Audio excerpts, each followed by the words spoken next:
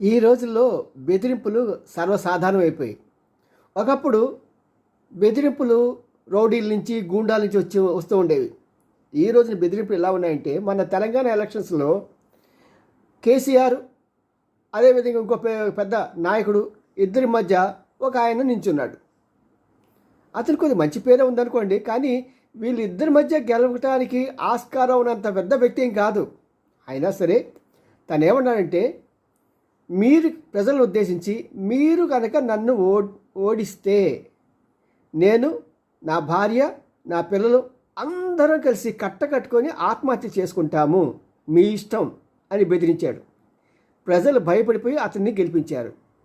ఈ మధ్య 2 రోజుల క్రితం బొద్దా వెంకన్న, తెలుగుదేశం పార్టీ, ఆయన చేతులు కోసుకొని ఆయన చంద్రబాబు ఫోటో కనిపిస్తే ఆ ఫోటో మొత్తానికి ఆయన అభిషేకం చేశాడట. ఎంత